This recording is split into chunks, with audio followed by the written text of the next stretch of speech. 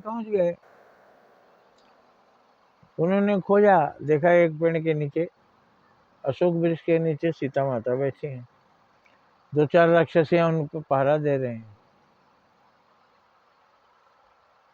सीता माता आंचल फैलाकर बोल रहे हैं, हे आकाश देवता, आग का एक अंगारा मेरे आंचल में गिरा दीजिए, मैं उसमें जलकर भस्म हो जाऊं, मैं अब जीना नहीं चाहती।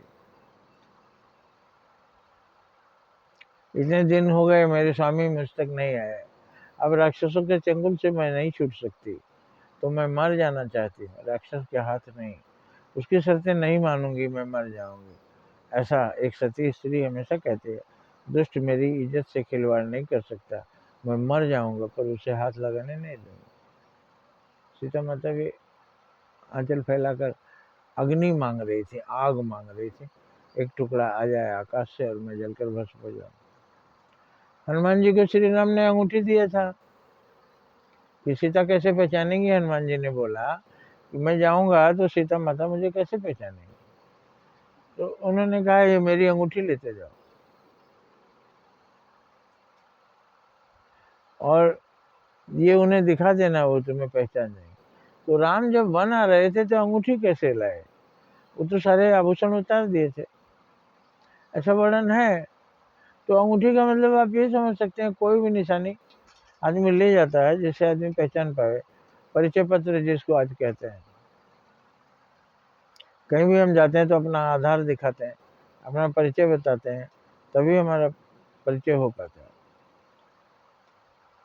तो हनुमान जी ने अंगूठी गिरा दिया, चमकते हुए अंगूठी गई, उनके आंचल में गिर गई। उन्होंने आंचल समेट लिया।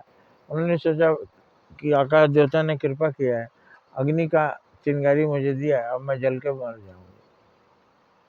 लेकिन जब काफी देर जलन नहीं महसूस हुई, भगवान की अंगूठी से उन्हें कुछ शीतलता प्राप्त हुई, तो उन्होंने देखा तो अंगूठी थी, और उन्होंने कहा कि अंगूठी किसने गिराया है, सामने आओ।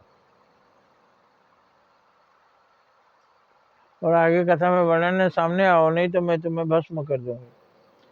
तो यहाँ आता है कि भस्म करने की शक्ति अगर है तो उन्होंने रावण को क्यों नहीं भस्म किया। तो यहाँ भी उसका भावार्थ ही लिया जाएगा, मतलब नहीं आओगे तो मैं कुछ तुम्हें अभिशाप दूंगी। सब रहती है, थ्रेटनिंग में रहता है, मेरी बात मानो नहीं तो मैं ये करूंगा वो करूंगा। रावण सीता जी को क्यों नहीं हाथ लगाता था, उसे अभिशाप था।